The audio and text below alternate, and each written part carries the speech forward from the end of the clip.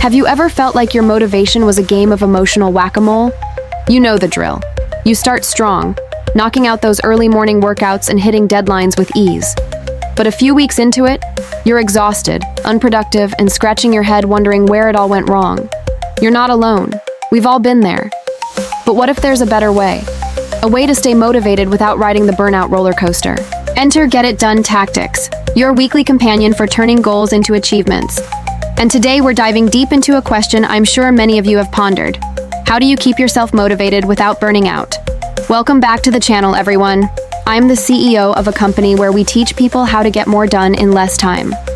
This video is part of our series on goal achievement, so make sure you check out the playlist to get more actionable tips on how to achieve your goals. Now let's get started. Tactic number 1, pace greater push.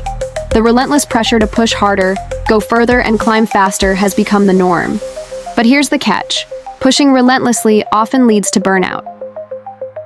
Think of motivation as a marathon, not a sprint. Initially, you might feel excited and full of vigor.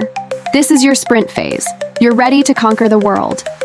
But just like a sprinter who slows down after a burst of speed, your motivation ebbs and flows. You might start to feel overwhelmed, questioning why you're not constantly at your peak. The truth is, you don't have to be. That's because real long-term motivation comes from pacing yourself strategically. By managing your energy levels, you can maintain a consistent pace that fuels productivity over an extended period. In other words, learn to work smarter, not harder. This is where the 85% rule comes into play. Psychologist Ron Friedman suggests working at about 85% intensity. This means you should set goals that are just beyond your current level of capability. Take, for instance, if you're used to completing 2 challenging tasks each day, aim to take on 3. But be cautious not to overdo it. Pushing yourself beyond 85% can lead to diminished returns and potential burnout. To illustrate, imagine you have 3 important work projects due in a day. Instead of cramming all 3 at once, pace yourself by allocating specific blocks of time for each task. Take calculated breaks in between to recharge, ensuring you give your best to each project without exhausting yourself. This approach allows you to maintain focus and produce quality work without burning out. Remember, consistent effort over time yields the best results. Tactic 2, protect your energy. Many self-help gurus emphasize the importance of motivation, but seldom do they discuss the flip side, protecting your energy from external drains. After all, what's the point of amping yourself up if you're constantly sidetracked by external leaks? Staying motivated isn't just about what drives you forward, it's also about what holds you back. It's about recognizing and eliminating the energy vampires in your life. Doom scrolling through social media, attending unnecessary meetings, and taking on extra shifts that leave you depleted are all silent energy killers. They chip away at your motivation without you realizing it. To combat this, consider conducting a daily energy audit. At the end of each day, reflect on what drained you and why. Was it a specific task, a conversation, or an activity that ate into your time and energy without a worthwhile return? Once you pinpoint these energy leaks, it's time to act. Cut back on social media consumption, politely decline extra responsibilities when you're already stretched thin, or reevaluate commitments that no longer align with your priorities. This daily audit and evaluation process is key. It helps you understand what drains your energy and allows you to make conscious choices to protect your motivational fuel. It's about being proactive in safeguarding your energy, not just for today, but for sustained motivation in the long run. Remember, you can't pour from an empty cup, so take the time to fill your cup and protect its contents. Tactic number 3, celebrate micro wins.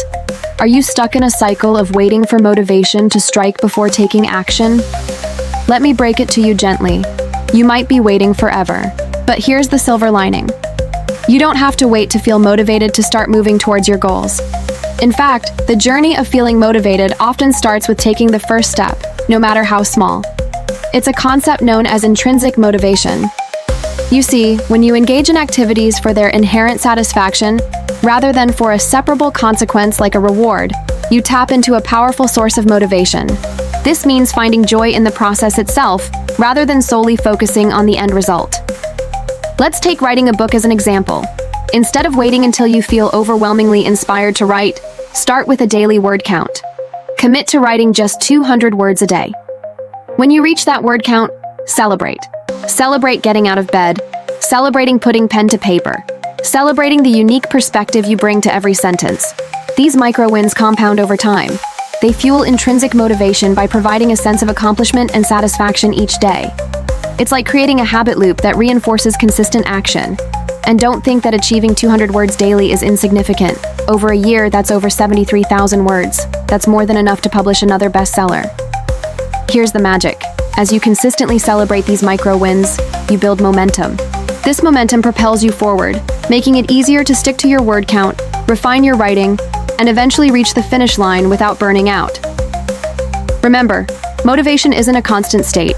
It's a muscle that needs exercise. And the best way to exercise it is by starting small, celebrating those small wins, and watching your motivation grow with every step.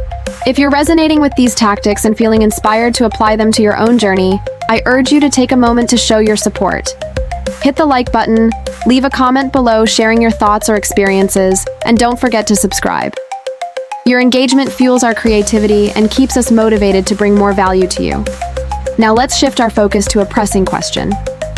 What steps can you take right now to protect your motivation from burning out?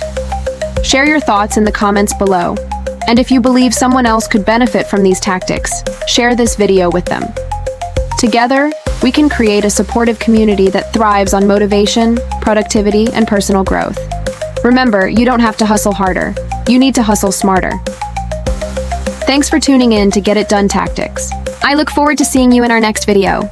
Until then, stay motivated, stay focused, and keep crushing your goals.